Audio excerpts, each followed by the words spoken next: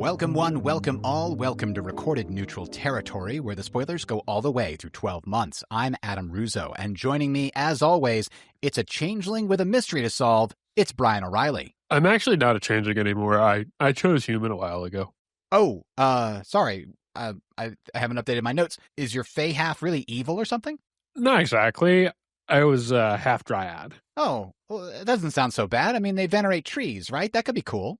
Spoken like someone without a pollen allergy. Well, it could be worse. You could be having horrible nightmares about your ex-girlfriend murdering you and turning you into a monster. That brings us to Harry Dresden in Chapter 10 here of Summer Night. Now, this one is specifically starting with Harry dreaming about Susan, but then he eventually does spend some time discussing the case with Bob. So this is, by the way, day 2. Harry's had the evening with Murphy and the council and everything, and now he's come back home. He saw Elaine last night. He's finally gotten some sleep, and that brings us to his dreams. And these dreams are, well, Brian, they're very vivid. Jim really doesn't spare us any of the details of what the reoccurring nightmare Harry's apparently been suffering is. It's really vivid, and it's a very interesting blend of a lot of the sort of subconscious issues that Harry must still be processing, which I think is a great way of constructing a dream because it simultaneously touches a lot of different threads in a way that does seem surreal.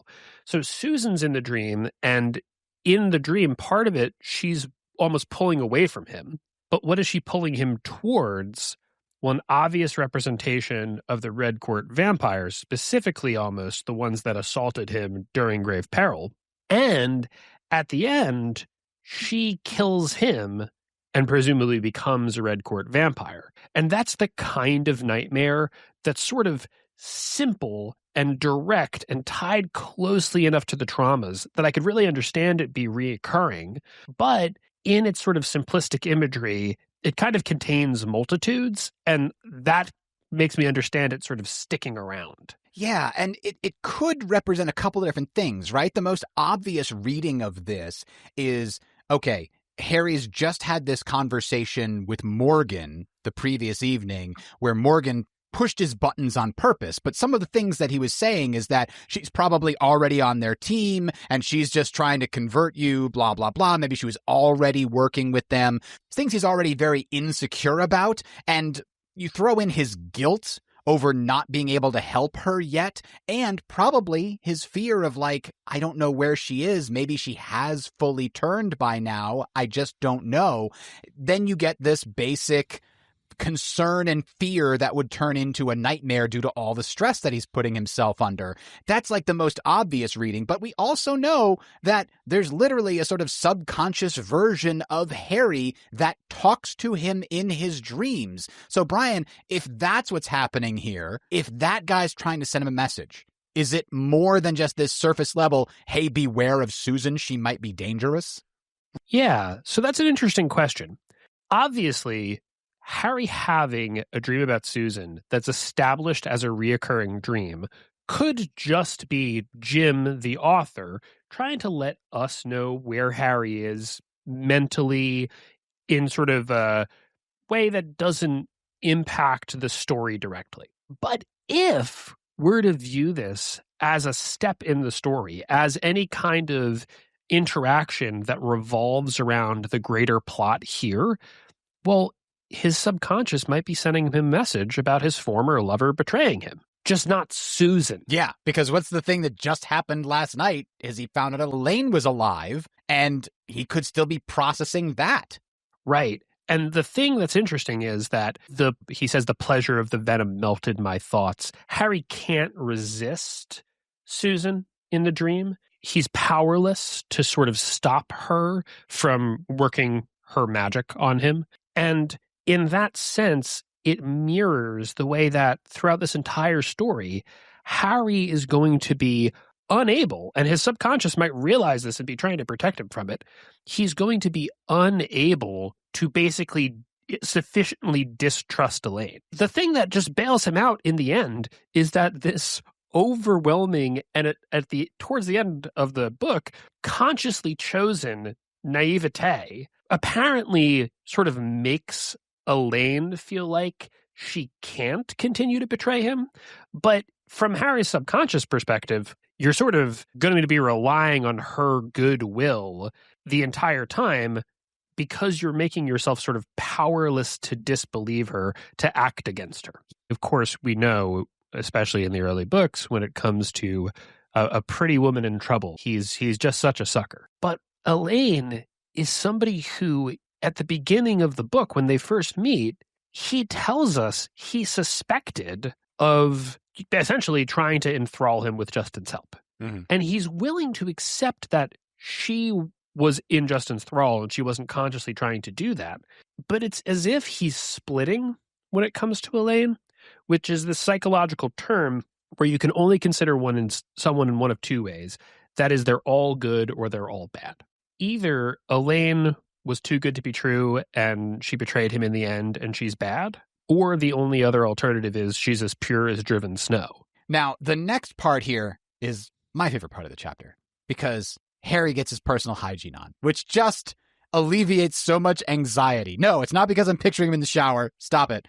It's because I just want him not to look like a schlub when he's about to go talk to all these important people. So he finally gets to shower and shave. He's had some sleep, so he gets to actually take on this case, not being a goblin quite as much as he has been for the last 6 months. Now, he immediately goes down into his lab to discuss the case with Bob, and Harry starts explaining about the case, and when he gets to the part where Mab hired him, Bob freaks the hell out. Bob fell into a shocked silence nearly a minute long. My pen scratched on the paper until Bob blurted, "Mab? The Mab, Harry? Yeah? The Queen of Air and Darkness? That Mab? Yeah. And she's your client?"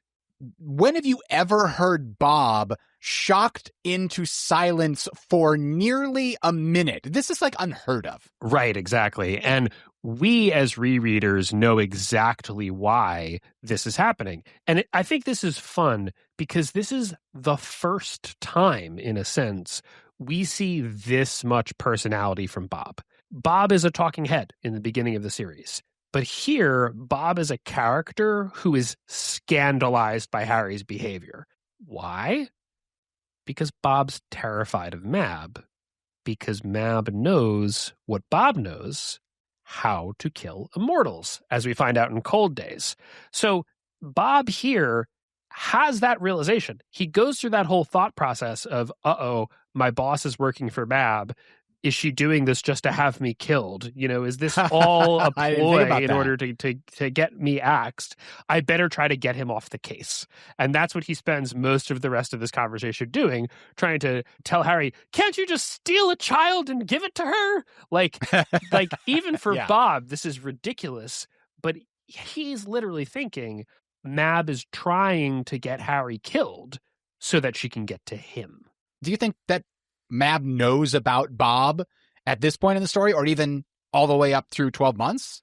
I think she does because of Leia, but I don't necessarily think it matters to her.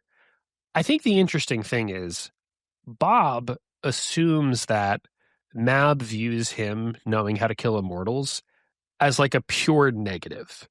And even if Mab at one point wanted to kill him for having that information because at that time she didn't want it to get out, Bob misinterpreted that as being like her stance on the matter. And that's not her stance on the matter. At that point, she thought it would be bad if that information was accessible to whoever it could have been accessible to. Whereas for most of the rest of this series, it's going to be very convenient for her if people know how to kill some immortals, because there's some immortals she needs to have taken out. Now, as we move on, Harry tries to ponder, like, I got to figure out why somebody would want this old guy killed. And Bob's like, because he's the summer knight, duh. And Harry has to be like, what is that? Wait, what? How'd you know? And then we get the whole spiel from Bob about this is how the knights work, this is how the queens work, laying that groundwork for the rest of the series in the courts. But one of the things that did stick out to me here, Brian, is that Bob says in order to kill one of the knights, summer or winter, a flight of stairs wouldn't do it. A couple of flights of stairs wouldn't do it, unquote. Does that seem consistent with what Harry gets as the Winter Knight later in the series? Does he get that kind of durability? So I think that's interesting because I think he does. I think that better explains things that happen in the series than any alternative explanation. But the only thing we've ever heard on page as an analysis of Harry's, gifts as the Winter Knight, take that, word as you may, is Butters. And Butters doesn't seem to think that being the Winter Knight actually makes him any tougher. So, Adam, do you think Bob is confirming here that Butters is wrong? It does sound like that. And honestly, when I first read Butters' intuition about this, I assumed it was Jim, talking to the reader, here's an explanation for this interesting thing I wanted to feed to you through one of the characters. And so I kind of just assumed it was correct. But upon thinking about it and looking at the things that happen to Harry, it doesn't seem like that can be right. Because even before Harry starts training significantly to make himself stronger and faster, he's already doing stuff that there's no way he should be able to do, even if he was just pushing his body to the limits. So it seems to me that there actually is some kind of extra magical juice in the form of strength and durability above and beyond getting rid of your pain and muscle limitations. Yeah, I think that's a really good point, and I agree. I think Jim kind of wants it to be almost the way Marvel Comics explains Captain America as peak human. Imagine if he was a gold medal winning Olympic sprinter and marathon runner and, decathlete and weightlifter and if you put all those... discus thrower. That's right. Very important for Captain America. Very good. Yeah. And if you put all of that in one package, it sort of would, okay, what if the person who is the champion at the high jump was also a champion sprinter who is the world record holder in the deadlift? Well, then their high jump would be even higher. So it does sort of create some, when you really think about it, okay, yeah, they could do some extraordinary feats, but I've always thought it would be way simpler just to say, no, there's something that's beyond, the ken of mere mortals going on here. And I think what's going on with the Winter Knight is that it's mostly what Butters is saying. And then what Butters doesn't really think about is it's therefore the equivalent of steroids, because the recovery or the fact that you can push past your limits allows you to train harder the same way that steroids do. And there's also on top of that, probably sort of the least amount of power that Mab can give a knight to just make it so that they're not actually as squishy as the normal mortal. So it's not like Ronald Reuel's neck can't be snapped falling down a flight of stairs because he's got super durability all over his body. It's more likely that Titania is making the tendons in his body extra stretchy, and the shock absorbers are all a little bit extra good, and the bones are a little bit extra strong. And with just these little things that are almost imperceptible even to a medical doctor, the result is that actually they're much more durable than a human. Yeah, that's my interpretation too. Something that's more subtle, but still very significant in the long run. Again, if we take Bob as being correct in this particular chapter. And we've said this before, it could be that this is a bit of a retcon by Jim, where later he decides he doesn't want the knights to be durable, or maybe that's just a Summer Night thing. Who knows? And maybe Bob's wrong. Maybe Butters is wrong. In the end, though, it's more interesting to look for the Watsonian explanations than the Doyleist ones. So that's why we're trying to have fun going down these speculative routes, even though sometimes it's just, it was probably something Jim changed his mind on. It's early book weirdness. Who knows? But I do like the idea that what Bob says here is correct. It seems to track a little bit better with what seems to happen to Harry later. The kinds of things he gets back up off the mat from don't feel like things that a normal human would get back off the mat from, even if they were in peak condition. Right. I mean, the thing is that on top of all of this, we have to remember that Jim has already created sort of a little bit of Hollywood realism, where a baseball bat to the skull is something that you can kind of shrug off, and getting knocked unconscious doesn't cause permanent brain damage. Right, exactly. And it's something that every action movie does. So separating where we're departing from like the literal physics of that already fictitious world can be difficult. But I agree with you that I think it is more interesting to try to reconcile Bob and Butter's takes than just to say one of them was wrong or Jim changed his mind. But the important part is, Adam, is that what Bob is telling us here, because Ronald Reuel couldn't be taken out that easily, is that in order to make it look like an accident, you need a lot of power or maybe planning, or something that he seems not to be capable of contemplating for some reason, multiple people.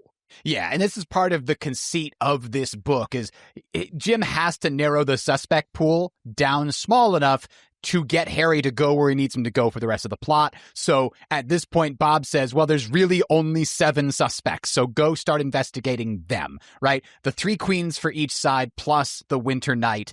And this, of course, gives us a beautiful red herring where well, the Winter Knight seems like the most obvious suspect. And it's like, yes, and it is technically him, but it's also the least obvious suspect, the one that seems like she's helping Harry in the middle of the book and seems so nice and is the good one.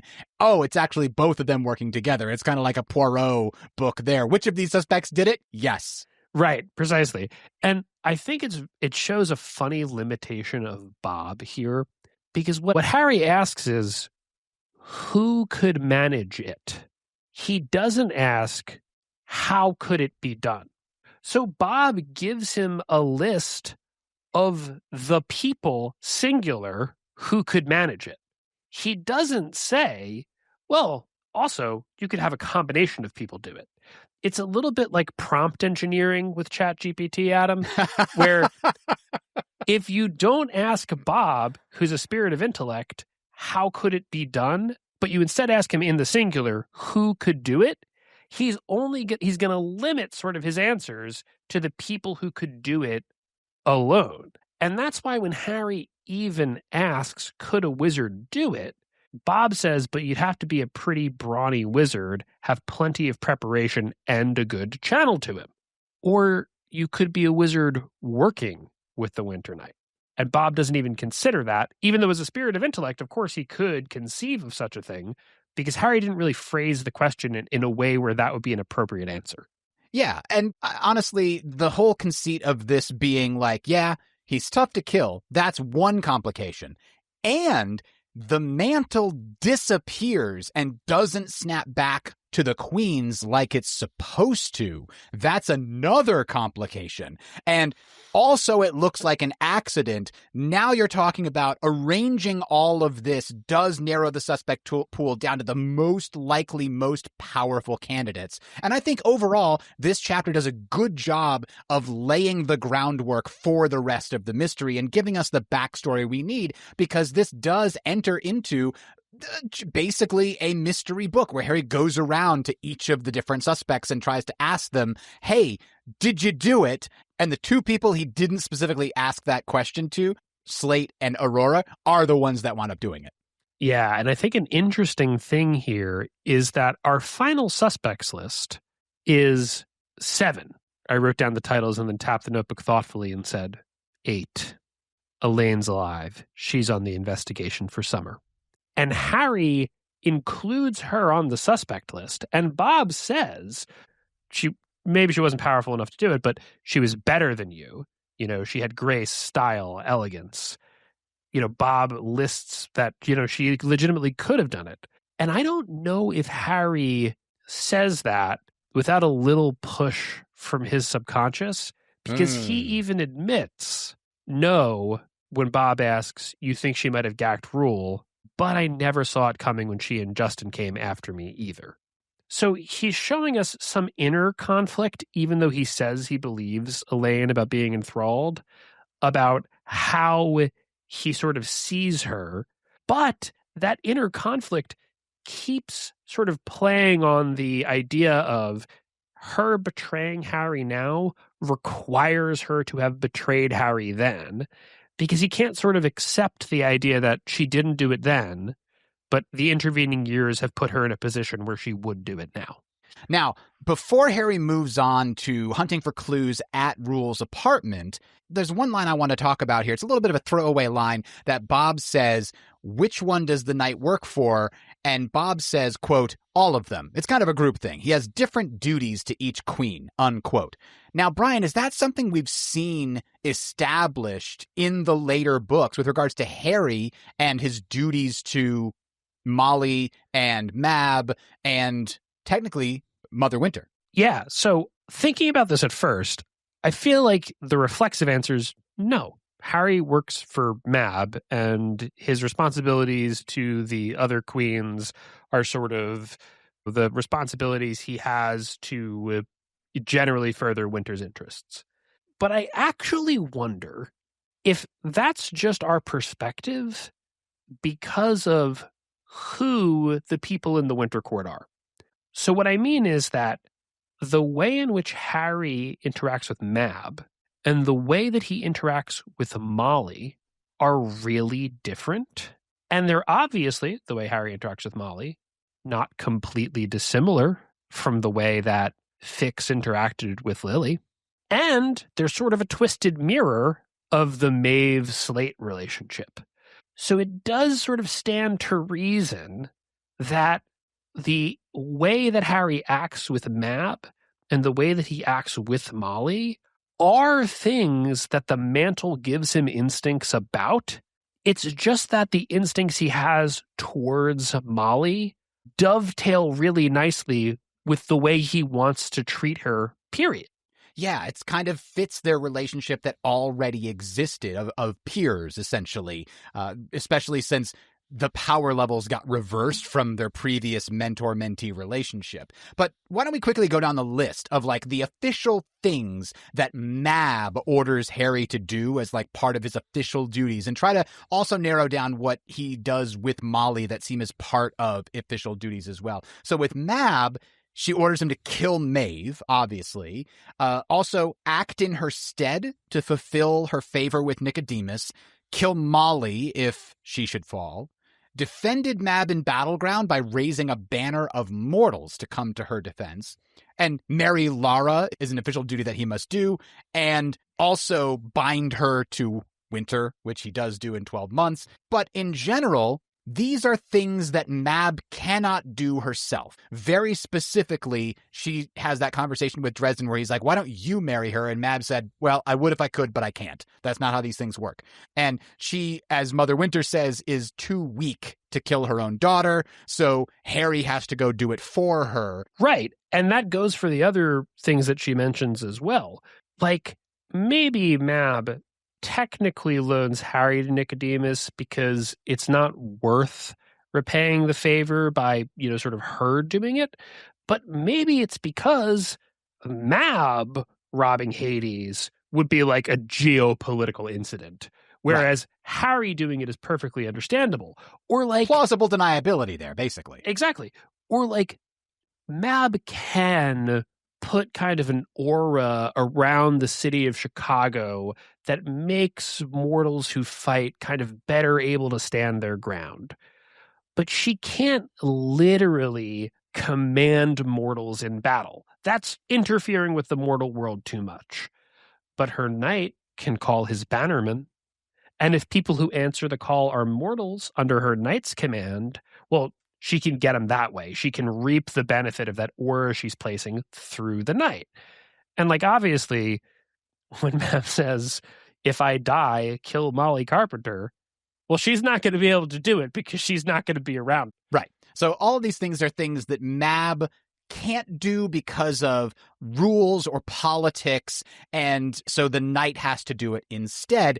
Now, we turn to Molly's interactions with Harry as Winter Lady, and we can also because we don't have a lot of those like that seem official as opposed to just mirroring things that they would do for each other before this situation, but we can also sort of compare and contrast, like you said, Fix and Lily's situation, and it does feel like it's more of a personal relationship rather than an official one between the knight and lady, as opposed to the knight and queen So, Brian, you came up with a good comparison to sort of feudal society for how to look at these three relationships. Right. So I think that the things that the knight and the lady do for each other are, like you said, personal interactions. And they're sort of things that are directly helpful and small. And it's a little bit about kind of helping each other cheat, like in a given instance, not the way that Harry and Mab's relationship is, where he's taking care of large scale tasks where he has to operate independently over a long time period. It's like, hey, I need somebody to do something now, but I can't do it. And then Harry just does it without technically being asked to. A good example of this is, when Molly gives him the spider silk suit that's a little better than it has to be, in addition to the ring that he asks for during Battleground, she's sort of personally armoring him with her favor, the kind of way that a lady would do for the knight she favors at a tournament. It's a very chivalric relationship. And of course, in medieval times, the knight is a knight errant. He's on a quest. He's doing something. And, he might have to deviate from his path in order to help the damsel in distress and save the princess in the tower and, do whatever chivalric code demands he do for, a lady.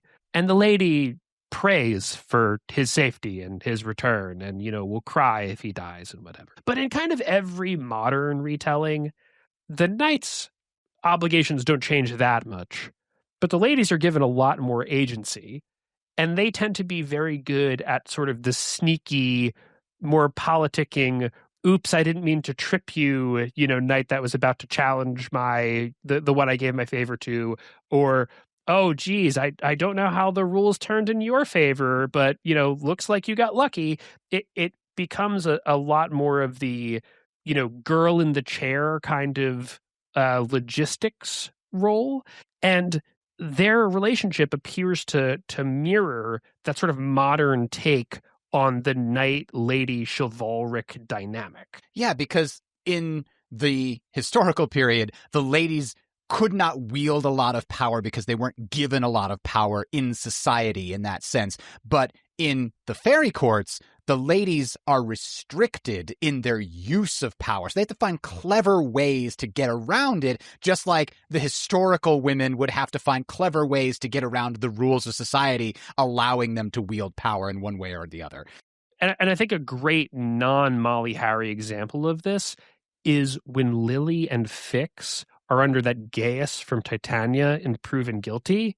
But between the two of them, they're able to give Harry enough information that he can figure out what's going on. They're sort of thick as thieves working together on these deceptive little partners in crime style projects in a way that's totally different from the relationship that Harry has with Mab, which is a lot more like a knight and his lord. Yeah, that sort of feudal oath where you return fealty and loyalty in both directions, essentially. So if you have Molly and Harry's relationship is like a knight and his lady, the chivalric code, and you have Harry and Mab's relationship as like a knight and his lord, what are the mothers? Yeah, so that's really interesting, and we haven't really seen a lot of those interactions. But the ones we have seen, I do think fit this paradigm, and it is sort of the third pillar of medieval society and knighthood, which is a knight and their god. And the mothers definitely seem like they have godlike powers. And so there are situations where they give out divine wisdom to Harry, like when Mother Summer takes him to the outer gates, or when he goes to the cottage in this book and gets a special piece of cloth that's going to be like the MacGuffin to help save the day. Like they're there to dole out divine intervention in bits and pieces to those who are worthy. And I think what's really important about this framing, the reason why it's worth considering, is because what it suggests is the reason why Harry has to have sex with Mab on the stone table to become the Winter Knight is because that's sort of, in a sense, him taking this role as a man in the court. But the relationship he has with Mab doesn't have any of the connotations that normally come with that Congress. That's sort of the dynamic the knight is supposed to have with the lady. They're supposed to have the slightly flirtatious, slightly more romantic, slightly more friendly thing. It's just the lady can't induct him into the court that way. But what is the first experience Harry has one-on-one with Mother Winter? Well, in order to actually become a knight in medieval society, you had to go through a vigil. You had to stay, usually in a church, theoretically on your knees the whole time, awake and praying from dusk to dawn throughout the night. You were supposed to go through this sort of period of, slightly excruciating, pain and to endure this trial. And that's when, even though you've been named a knight or something, that's when you've proven that you really are a knight. So what happens the first time that Harry sees Mother Winter, has an audience with Mother Winter after becoming the Winter Knight? Well, the first thing that Harry does when he meets Mother Winter is he's locked in a dark room in an excruciating position and put through a trial of will. And then because he succeeds, he truly is the Winter Knight. Okay, so that is a fascinating conversation. I'd love to, if we see more of those interactions in the future books, we'll have to see if they lay into our framework really well here. And I think one reason why we have to consider this is we need to understand what Slate is going through to really understand why he's doing something so seemingly stupid in this book. If Maeve is completely perverting the way things are supposed to be in the Winter Court between the knight and the lady, that could cause Slate to not only on a personal level, but also sort of intrinsically, deeply recoil from his role as Winter Knight. Yeah, that is something we'll take a look at when we see Slate more in later chapters of this book. But let's move on to chapter 11, where Harry arrives at Reuel's apartment to look for clues. Now, one thing we haven't really dug into yet, Brian, is the fact that the Summer Knight is named Ronald Reuel. For those of you that are not familiar, J.R.R. Tolkien, the author of The Hobbit and The Lord of the Rings, those initials stand for John Ronald Reuel Tolkien. Okay, so Adam, is Reuel actually Jim's XP for Tolkien? Is Reuel the person who wrote The Hobbit in Jim's universe? So the answer to that appears to be no. Jim has sort of talked about this in the past, and the timeline doesn't line up either. I mean, Tolkien died in our universe. Departed for the halls of Mandos.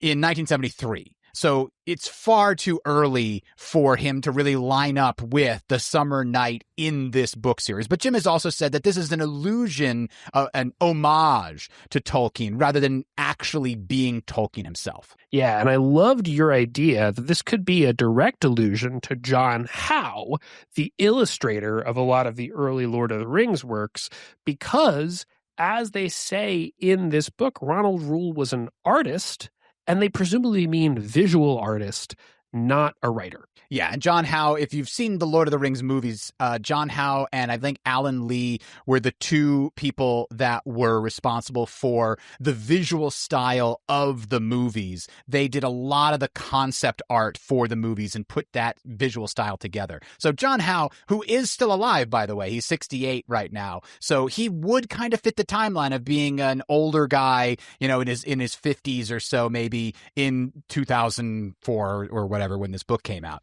So that could be it, but I'm not sure if Jim went that deep. That was just my own speculation thrown on there. So as he gets to this apartment, he first checks the site of the murder in the stairwell and tries to see, okay, is there any magic here? And he doesn't really detect any magic at all. So he comes to the conclusion that either no magic was used or they covered their tracks really well. And then he goes up to the apartment and the door is open and he sees a big thug going through all of Reuel's things and shoving stuff into a satchel.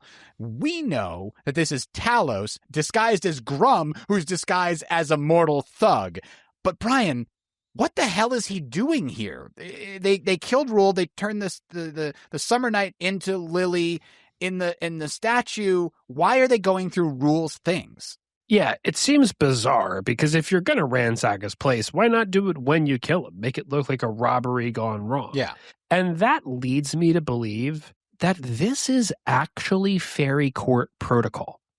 When one of the knights of the court dies, you've got to go through his stuff and make sure he doesn't have, anything that he shouldn't have passed on to his heirs or whatever. You got to make sure nobody gets a hold of the magic bauble of evilness. A diary with all the secrets of the summer court.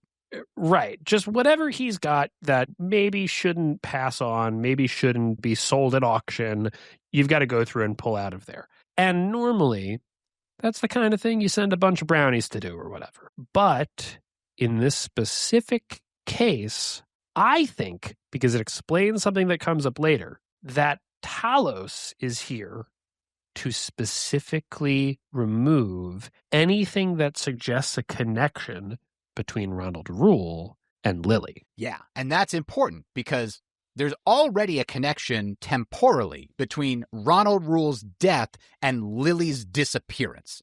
And obviously, Aurora and Slate and Talos and Korik, everybody involved in this cover-up, they don't want anybody looking at that connection any closer than they have to. What's the easiest way to do that? Just hide that there was a connection between them at all. Right. And I do love that the way that Dresden tries to get in is by saying that, he's got a delivery, it's flowers. And when you're lying to a she of the summer court, I think kind of the last thing you want to lie about is flowers because he turns and goes, I don't smell flowers. It's like the exact thing that he'd be able to pick up on immediately. This is a summer she. If you had flowers, he would know. And if you didn't, he would know. And that, of course, leads to fisticuffs, even though Harry was like, when he saw the thug inside and he realized, yeah, fisticuffs a bad idea because the thug picked up a sofa with like one hand to look underneath it. And of course, that led to the obvious thing that, hey, this is more than he seems. And Harry immediately, as part of the fisticuffs, uses a nail on the big thug. And when he does, it drops the mortal-looking glamour and turns him into an ogre, which is, he thinks is Grum, right? Grum the ogre. But we know that later on, Lord Marshal Talos, a member of the She court who works for Aurora, is actually the one pretending to be Grum, because he is pretending to be Grum later outside the mother's cottage. So presumably this is also him pretending to be Grum here. But Brian, if the nail does to Talos what it does to Harry, where it just like stops everything Faye when you're pierced by it. It also happens to Mab when she gets pierced by those multiple iron rebar pieces. Should that also not drop whatever glamour is hiding Talos as Grum? What's going on here? Yeah, so that's a fascinating question. And I think there are some plausible answers, but I also think that it's a kind of an open question, and there's nothing that's perfectly satisfying, which is why I was really appreciative that you went and found some threads where this question had already been asked. So I want to give you what I thought was one of the more inventive and fun answers from one of those threads, which is, this isn't Talos. This actually is an ogre named Grum, and at Walmart later, Talos, because Grum has already been involved in this case, assumes that alias because that makes it seem like it's, just the same muscle that Harry's already dealt with. And that's, he doesn't start pretending until Harry's already met Grum. What do you think of that one? Yeah, that's possible. And it does kind of help lead into what you were suggesting as like, yeah, this was just somebody that was sent to clean up after Reuel or whatever. But it's not my favorite explanation. One that does fit a little better is that this is Talos, and that Elaine, or someone else, but somebody with mortal magic or non-Fey magic, would have cast some kind of an illusion on Talos to make him look like Grum, and then he used his own magic, his Fey glamour, to look like the mortal thug. But this one, while it does technically explain things, doesn't really work. I mean, why would you do this unless you were expecting someone to show up with a nail to stick into you? Like, it's one level of pre-planning a little bit too far for it to be believable. Well, I think the real problem with both of those answers is that they create other questions that the book doesn't answer. So, like, if Elaine is putting in a magical illusion around Talos, well, why can't Harry sense that? That should be exactly the thing that Harry would be able to notice pretty easily. And if this is actually an ogre named Grum, well, where's that guy during the big battle at the end? He's clearly on Team Aurora, so why isn't there both Talos and Grum there? You never see them both in the same place at the same time. Exactly. Yeah. So that makes it likely that they are the same character. But how about this one? What if the nail does remove every fairy glamour on Talos, and Talos just actually is an ogre? The pretty she look is the glamour. Yeah, and that I liked that one. That's actually a pretty good explanation, but it doesn't quite fit. Why would Aurora have an ogre who are apparently wild fae as like personal servant? It just makes so much more sense for a she-lord to be her lord marshal. So that one, it does again explain things, but I just don't see it as being very likely. Right. I mean, Summer probably has summer ogres, but ogres are traditionally not that smart. Harry's even going to talk about how, well, this is one smart ogre later. And it makes a lot more sense that this is like a highly intelligent, she lord who is play acting as a dumb brute rather than an ogre who is, sort of a Shakespearean actor and is able to. And also because in the battle later, if he really was an ogre, I feel like he would do battle in ogre battle form. Yeah, that seems like it would be superior even to just physical combat. But that does leave us with one possibility, right? That is that this is Talos with a glamour to look like an ogre or some kind of thing that makes him look like an ogre, but the thing that looks like an ogre, that magic is not being disrupted by the nail for some reason. Now, some people came up with the idea of like, oh, well, maybe it only pierces the illusion of the ogre, but it doesn't actually get to the skin of Talos, and I think that's getting too far into the weeds. No, I think the two most likely possibilities are he's got some kind of an enchanted item that is not pierced by the nail, right? The nail pierces his arm or something. Maybe he's got an amulet, or maybe the loincloth that the ogre is wearing is actually the enchanted item that makes him look like an ogre, and that is not disrupted. That glamour is not disrupted because the nail never touches the enchanted item. Or maybe it's some kind of a shape-shifting situation where he shape-shifted into ogre form and then glamored himself to look like the mortal, but the shape-shifting isn't undone because that was a physical thing. So which of those two do you like? Is it the enchanted item or the shape-shifted explanation? So I think the item is interesting. We've already seen Hex and Wolf belts in the series. Why can't you have a Hex and Ogre belt, right? But I do feel like that's a little bit of a weird object to exist. Like, what was the original use case for that, But the one where Talos is just using the same kind of highly advanced shape-shifting magic that Listens to Wind or Goodman Gray use in later books, that isn't specifically and inherently fey and therefore isn't specifically or inherently disrupted by iron. I think that makes the most sense to me. But frankly, we don't know enough about fey magic or what the she really even are to be sure of that. Yeah. So we're just having some fun speculating with this, but it does lead us to this overarching question. What is Grum doing here? And is this all part of the plan? I like your idea of this being part of the cover-up, right? I want to make sure that Lily's existence is erased from Reuel's life as best as possible, because I know there's going to be emissaries that are going to be sniffing around this place, and he doesn't necessarily expect Dresden to show up, or does he? Because, Brian, during this early thing, when Harry comes in with the thing where, oh, I'm just delivering flowers, right? He's pretending to be the flower guy. He is able to snag what he thinks is a document or something from the bag that Grum is holding, and it turns out to be very valuable because it's a picture of Reuel with Ace and Lily and Fix and Meryl. But is it just luck, or is that something that Grum wanted him to have? Because that's what made me think of it. Like, oh, how is it so that he gets this just one piece and it just happens to be the piece he needs? Is that just bad writing, or is there something more to it here? So I actually think it's really good writing, but I think it is interesting to examine the possibilities, right? One is that this is just like pure randomness. Harry gets lucky. I don't think it's that.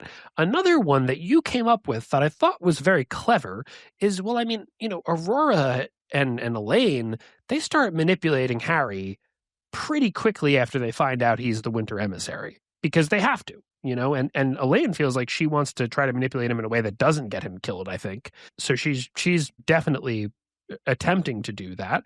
And this is a great way to manipulate him. It points him in a direction where they can predict his next movements. And because it's the right direction, they can be pretty sure that he's not going to get pulled off into some other scheme. But I don't think that's actually what happened, because I think this part where Talos is coming in person to try to bury the details is actually supposed to just work so that nobody goes looking for Lily, because that's what really matters in this situation.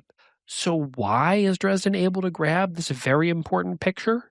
Because literally everything in the satchel is a thing that could potentially connect Reuel and Lily, because that's what Talos is specifically there to remove. Yeah, and that makes perfect sense to me. Once we talked about this and we came to that conclusion, everything clicked for me in this scene. Everything now works, especially with your explanation that Talos is here to hide that connection. That works perfectly. Now, one thing I did notice, when Harry finally takes a look at the thing that he grabbed out of the bag, it turns out to be that picture that we talked about. And one thing I had completely forgotten is that Ace is described as having goatee.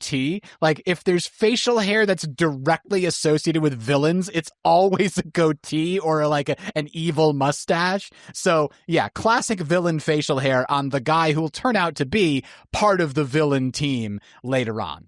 Another thing about the photo, though, that I think is very funny on a reread is it's a photo of it showed old white-haired Reuel standing in front of the Magic Castle at one of the Disney parks.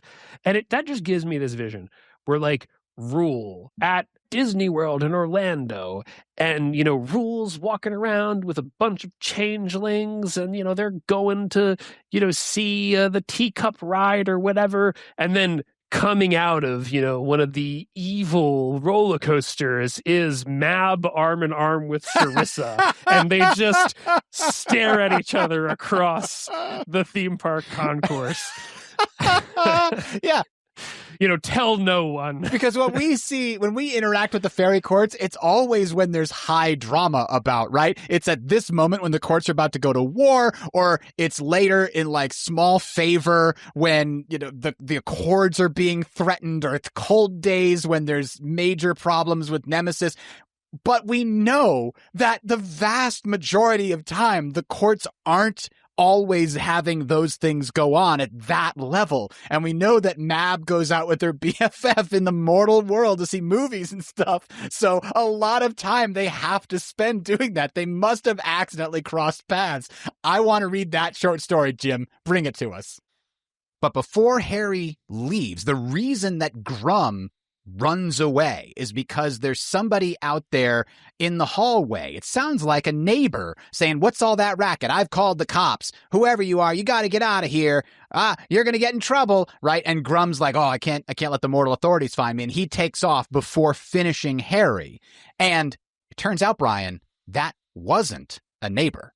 Yeah, that's the Wenanchi. And this is amazing on so many levels, because just how smart is Mab? This is just really cool. So Leia is here because, as the summer court, as Aurora is correctly predicting, there are going to be eyes on Reuel's place, and whoever you send to clean it up can't look like it's one of your personal agents, because somebody's going to see. They're right. Leia, the number 2 in the Winter Court is like staking the place out, right? But also, Leia sees her godson arrive and has to intervene in this mortal affair because that's her fairy godson.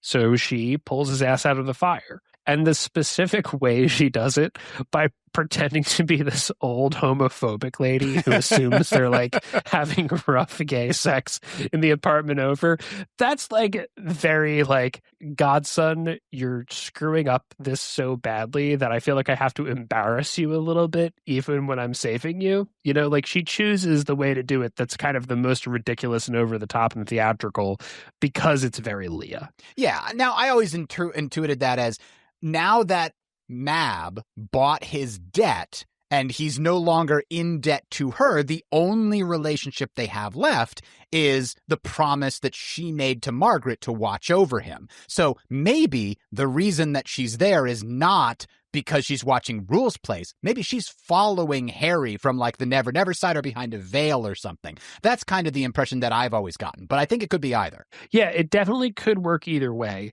The one reason I think that it's very possible that Leia was watching the place is because it explains sort of everything. Like, obviously, Grum isn't expecting Harry specifically to show up. I mean, he doesn't seem to know who Harry is. Maybe that's like a very clever piece of espionage where Talos isn't even willing to let go of like Grum turning and saying, "Oh, the winter emissary is here. This is summer business." But he doesn't even do that. And that seems to be because he's not wearing that disguise for Harry. So Leia being there as an agent of winter sort of makes everybody seem smarter because there's a reason for the disguise. It is being watched. So it could just be that Leia is following Harry, but it could be that since Mab has assigned Harry as her emissary, Leia kind of has volunteered to be the one who's going to look after the Windsor interests on this case so that she can protect her grandson. Because obviously this isn't the only time we see her in this story, and we're kind of told that she and Mab are rarely in the same place at the same time. So in the next chapter, Harry thinks about what the heck was up with that Grum guy. And the conclusion that he comes to is actually quite savvy, but it's off the mark. Harry thinks, man, that ogre was really good. He says, all ogres have an innate capacity for neutralizing magical forces to one degree or another. Grum had grounded out my spells like I'd been scuffing my feet in the carpet to give him a little static electricity zap. That meant he was an old fairy and a strong one. And he sort of assumes that that's also why he could shapeshift and why he was sort of smarter than the average ogre. This is an old, smart, wily ogre who is doing this. And he's like half right there that, you know, this is an old, powerful fairy, but we know the real reason he seemed unusual, savvy, and restrained. As we said, this is Talos. Now, at this point, Harry travels to the funeral to search for more information, specifically hoping to find somebody that looks out of place or nervous or whatever. But everybody just kind of looks like they're people at a funeral. Nobody appears to give that otherworldly beauty that the Fae folk tend to give off when they're in mortal guise, the way that Mab does early in the book.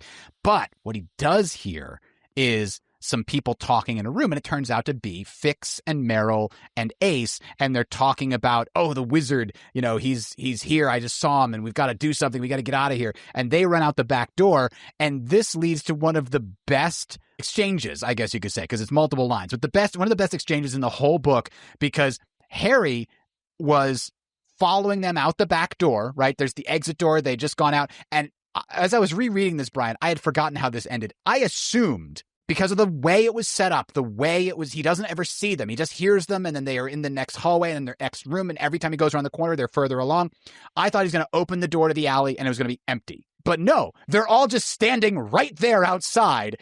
And so, as a result, Meryl panics and backhands him and then throws him into a garbage dumpster as they think he tries to say, hey, just hang on a sec, but his mouth is all messed up from the backhand. Oh, he's casting on us. You could just see this scene playing out. It's so good, but it gets so much better when Billy shows up and finds him in the dumpster like 4 minutes later.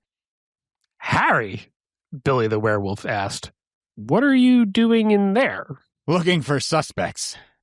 You find any? I'd say so, yeah. Did you decide to do that before or after they hit you in the face and threw you in the garbage? Hey, do I tell you how to do your job?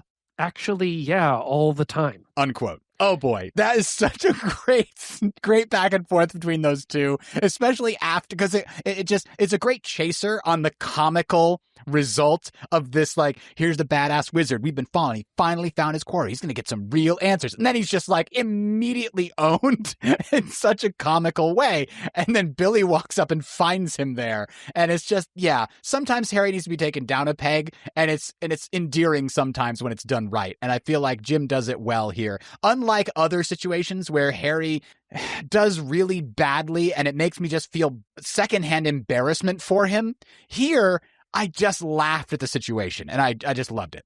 It's very slapstick and farcical and fun. It's one of those things where Harry's never dealt with changelings before. We've never seen them. And this is a very interesting and fun way to introduce what a changeling like Merrill can do.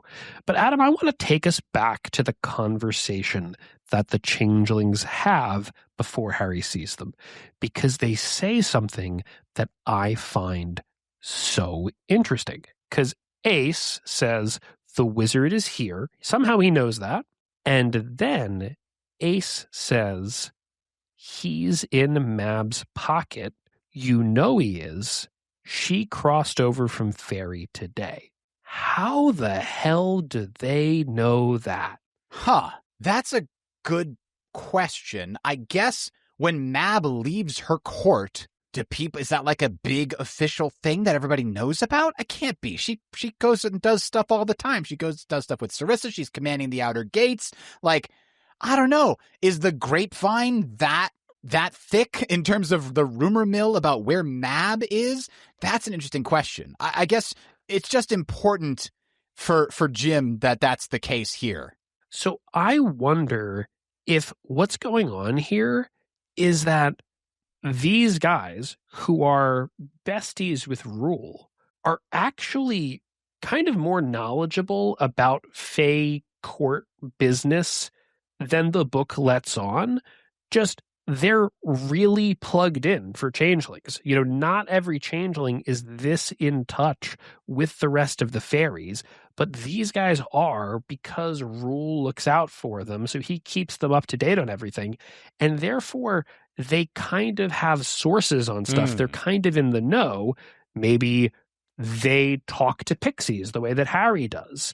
Maybe they know wild fae who, you know, are the kind of information brokers in like the fairy world. And maybe that's a part of the reason why they are targeted in this whole operation Aurora's running.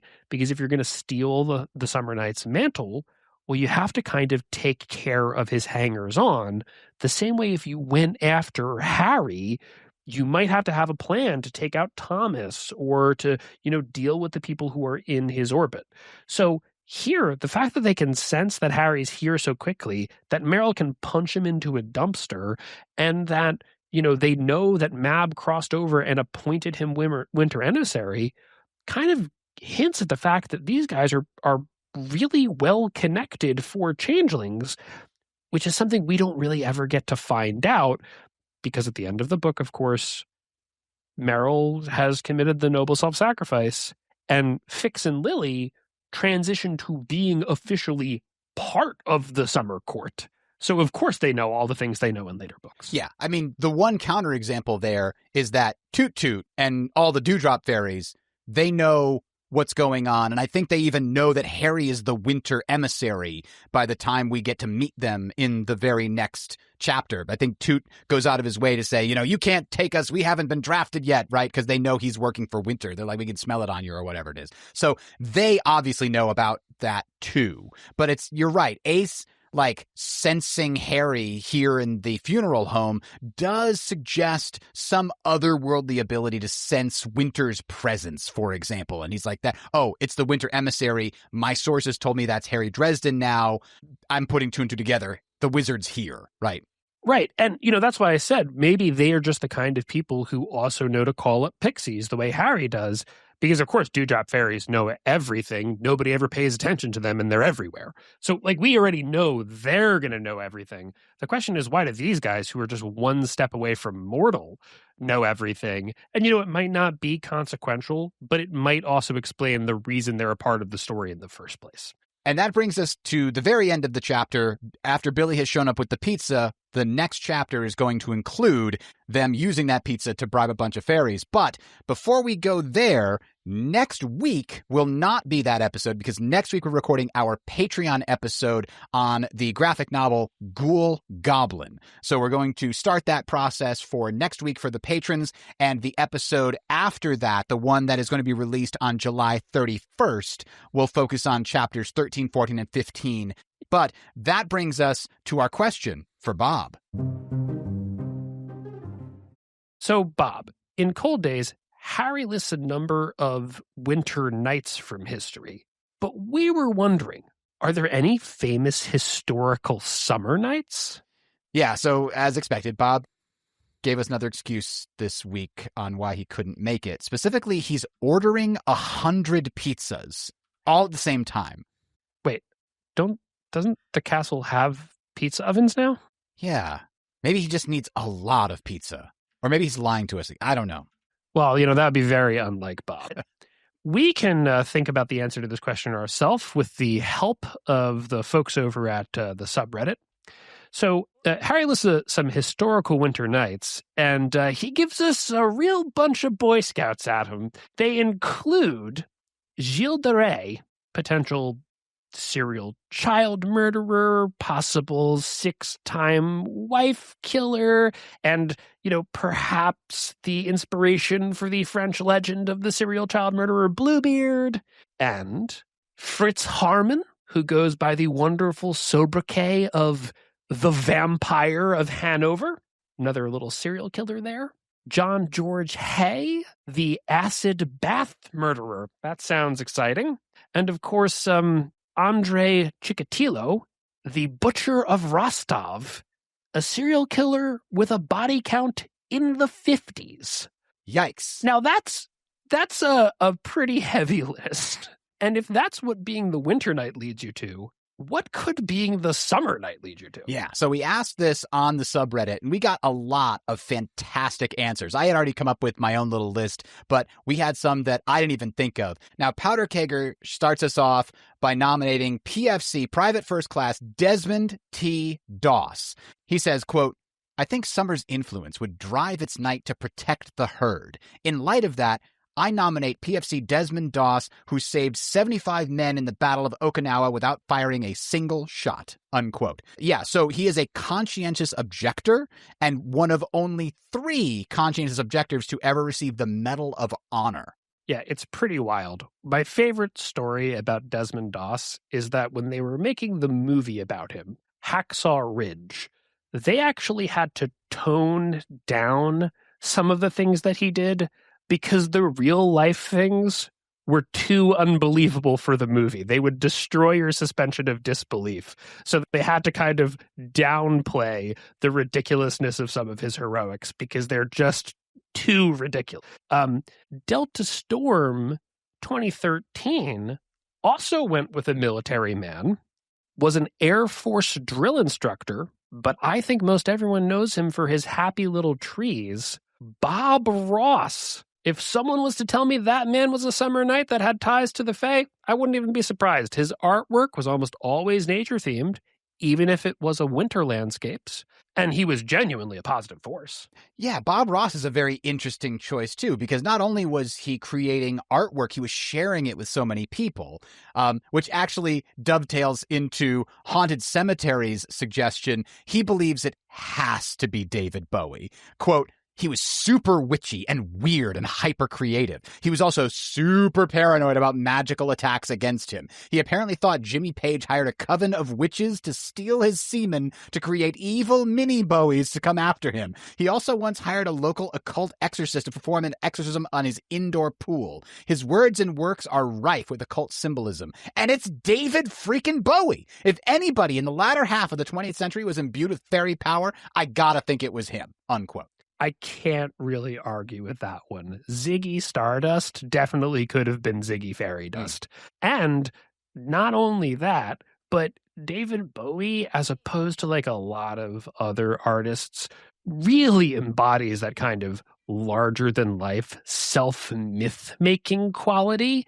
Like our next nominee, Law Excellent 9741 and Mojo 2121 both considered John Chapman, aka Johnny Appleseed, as a strong candidate because obviously, if you believe the legend, he was instrumental in sowing nature all throughout the Americas. And that does lean into Summer's whole thing about growth, right? When Bob compares a victory if winter wins the upcoming war versus if summer wins the upcoming war, it's a new ice age versus rampant growth. And so I could definitely see a historical summer knight being someone who just travels around trying to spread a particular, in this case, apple seeds and plants, and he spread all kinds of nurseries and things like that. So that could absolutely fit within that oeuvre. Right. And several people suggested Vincent van Gogh, including Senior Visit, who said, seems like he might be someone who struggled with the power and it fractured his mind. And of course, he is known for beautiful, highly innovative artworks that include a lot of nature scenes. Yeah.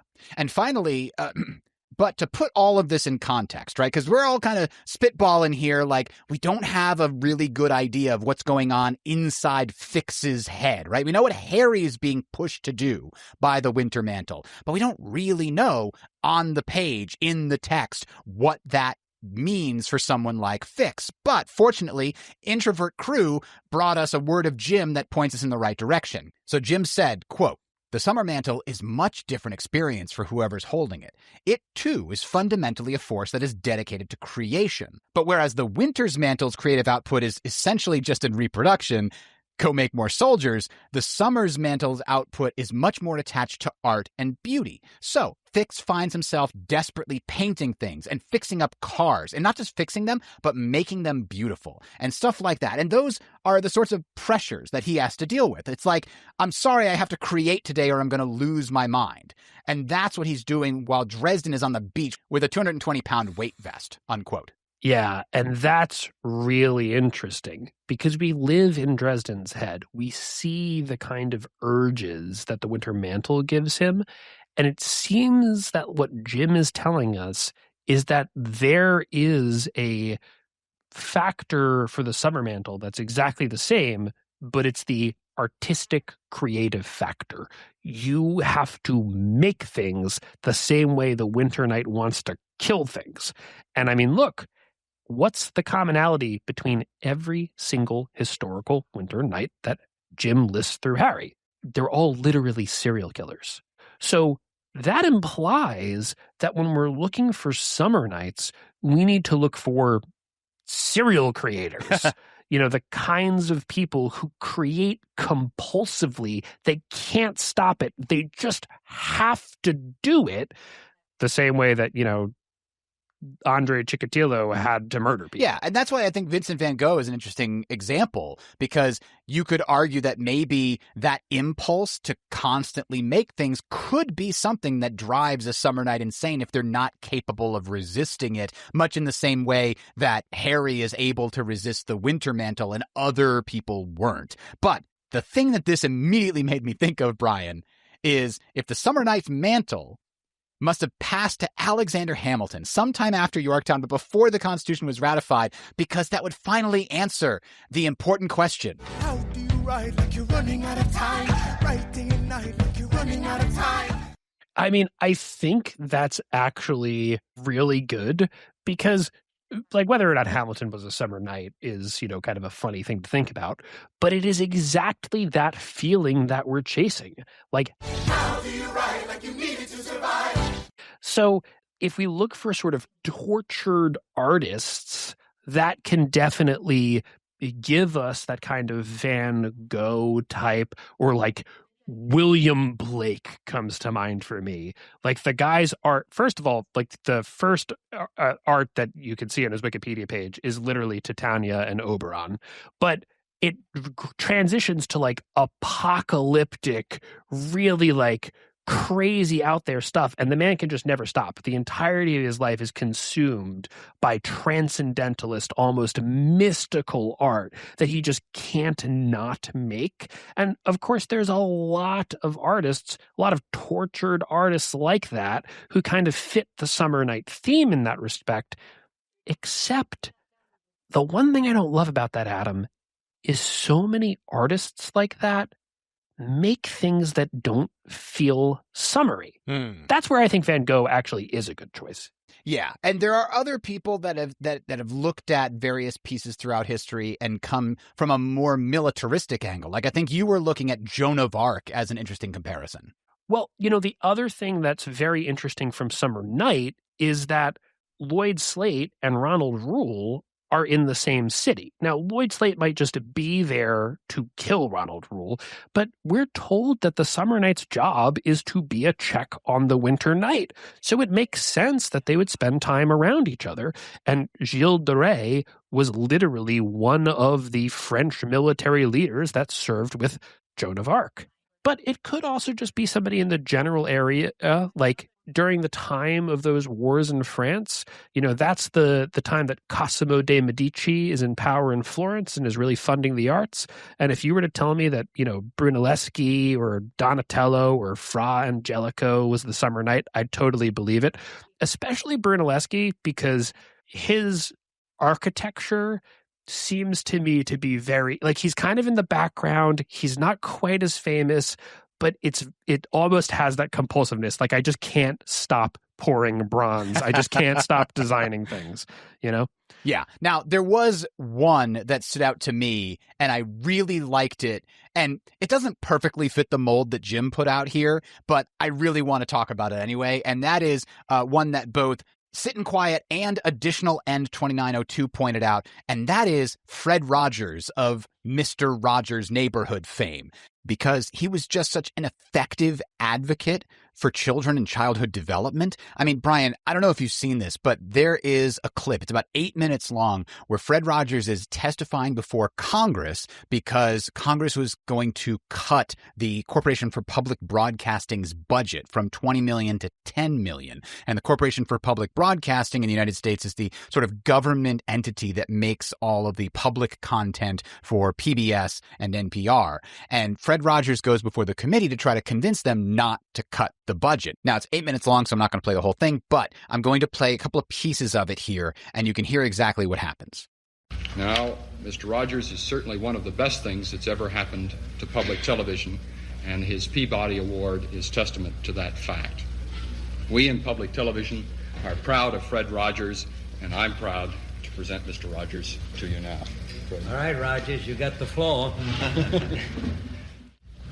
Senator Pastore, this is a philosophical statement and would take about 10 minutes to read, so I'll not do that. One of the first things that a child learns in a healthy family is trust, and I trust what you have said, that you will read this. It's very important to me. I care deeply about children. And I feel that if we in public television can only make it clear that feelings are mentionable and manageable, we will have done a great service for mental health. And for 15 years I have tried in this country and Canada to present what I feel is a meaningful expression of care. Do you narrate it? I'm the host, yes. and I do all the puppets, and I write all the music, and I write all the script. Well, I'm supposed to be a pretty tough guy, and this is the first time I've had goosebumps for the last 2 days. Well, I'm grateful not only for your goosebumps, but for your interest in our kind of communication. Could I tell you the words of one of the songs which I feel is very important? Yes. This has to do with that good feeling of control, which I feel that children need to know is there.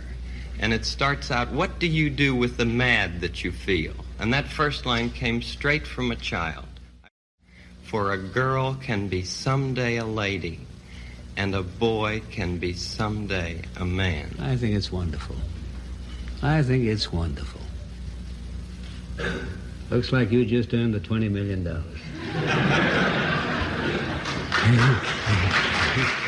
Does that not seem magical by today's standards? I mean, the man goes before Congress, makes an impassioned plea, and then it works.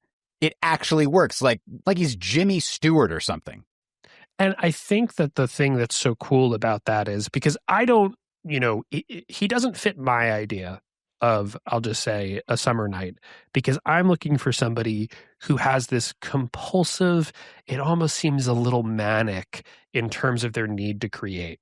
But if we just leave that off the table, if that's not the thing, if what it actually is kind of a manic need to protect people, I mean, you literally can't do better than Fred Rogers. No. So what is your favorite out of all these that we haven't talked about?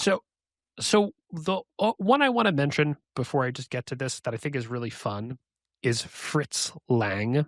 So Fritz Harman is one of the historical, the Vampire of Hanover, one of the historical winter nights that Jim mentions. He was a serial killer during the Weimar Republic in Germany. And Fritz Harman is this very prolific director in early cinema who is active at the same time and who is probably most famous for making M, which is considered one of the greatest movies of all time, but it's a movie about a city turning against a killer of children. It's sort of exactly the summer night trying to counter the influence of the winter night, literally, by providing kind of an anti-role model for a Fritz Harman character. And he also, like one of the first movies that he makes, it's about the ring cycle. Like, you might as well say featuring Farovax, But I think the indisputable, and do you agree with me on this one? This guy is, if there's anybody, it's got to be this guy. Yeah, if I had to place a wager, it would be on Leonardo da Vinci. Yeah. Repulsive Repeat 337 also said it, and Da Vinci is just such a great pick. So Repulsive Repeat's answer is that Tolkien, who Ronald Reuel is to a certain extent modeled on, isn't just creative, he's also studious. So perhaps that acquisition of knowledge is part of the summer mantle. So Leonardo da Vinci, Nicholas Copernicus, the old-fashioned Renaissance man. I think Da Vinci is kind of perfect because Da Vinci isn't just very creative. He literally cannot stop inventing stuff. Like, sfumato is like a painting technique that Da Vinci basically invents. Like, he comes up with it. This is not a technique that he really uses in his most famous work, the Mona Lisa, which has like a facial expression that people still can't reproduce because it's just too damn creative. And while he's doing all this, he's designing helicopters. Like, that's a guy who can't turn it off. He just needs to make things. It doesn't matter what it is. So Da Vinci, I think, is a great pick. But I don't think we honestly have a full list of summer night suspects working from one definition. So I wonder if in the future we're going to try to take that idea that the person holding the summer mantle must create as a compulsive creative and try to track the summer night that way. We might also be able to do the same thing with the winter night's mantle. So, we'll, sometime in the future, we'll see if we get around to it. All right, yeah. And a couple of honorable mentions here. Shakespeare was one that somebody brought up. On the one hand, it does kind of fit because he did write a lot. But on the other hand, I feel like it's a little too obvious, and it feels more like something that Leah would be involved in, right? The Lananshi traded inspiration to artists for blood or something, right? That's the historical example of the Lananshi. Right. I mean, a great example of exactly the kind of person that Shakespeare is Edmund Spenser, who very famously writes an essentially epic poem called The Faerie Queen. And that's very obviously in the Dresden Files universe.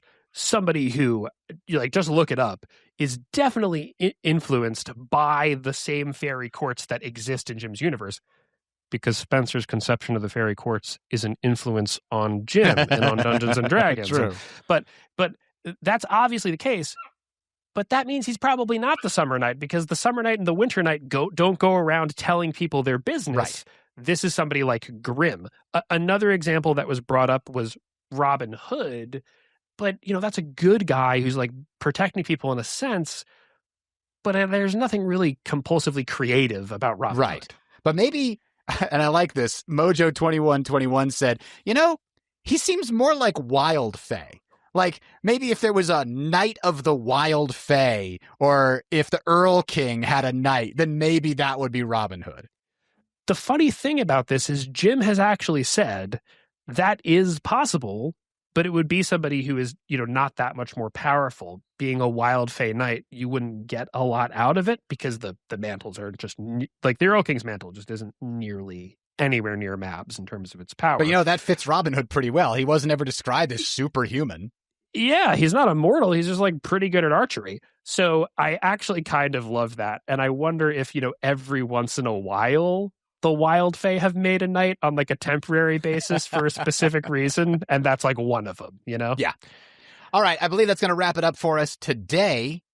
Again, next week is Ghoul Goblin, the Patreon-only episode.